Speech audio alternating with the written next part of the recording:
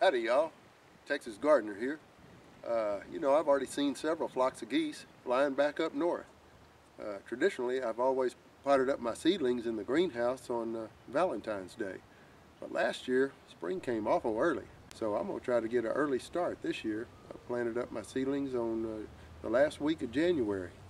Try and get a jump on some of this global warming. Anyway, follow along if you want, and I'll show you what I've been doing in the greenhouse.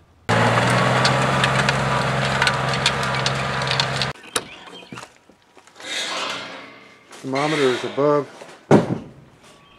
it looks like about 92 degrees in here. This particular potting mix, you can see it's fairly fine for the seeds, and it also has a little bit of fertilizer even mixed in with it. Now I'll take my little 6-pack holder and just try and vibrate some of that soil down in there, and I just kind of push just lightly on that and then wipe off the top, so that when I water it, it can settle in just a little bit. If you leave it up too high, the water will immediately run off. So you want to have just a little bit of a depression. Now these tomato seeds, they really just take about a 1/4 inch hole. So I'm going to just use a pencil just to kind of make a slight depression right in the center of these pots. Now the rest of this flat is going to be beefsteak tomatoes. I'll go ahead and get those planted.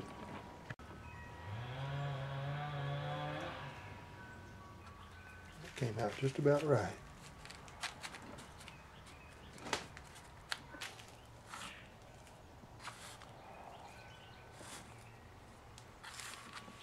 Now let's give them a drink.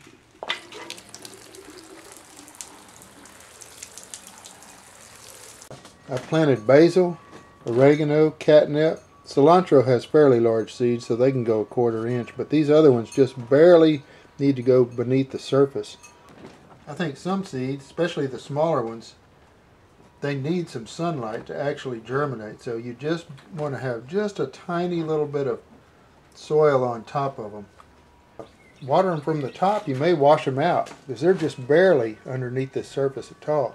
So I'm going to lay them down in this bucket full of rainwater. Well, it's partially full of rainwater.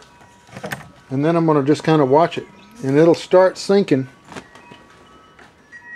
And with this light you won't be able to tell real well, but you'll be able to see that the water is wicking through the bottom and starting to kind of pool up. See, it's starting to do it now. I don't know how well you can see that, but you can just start seeing the water start coming up from the bottom.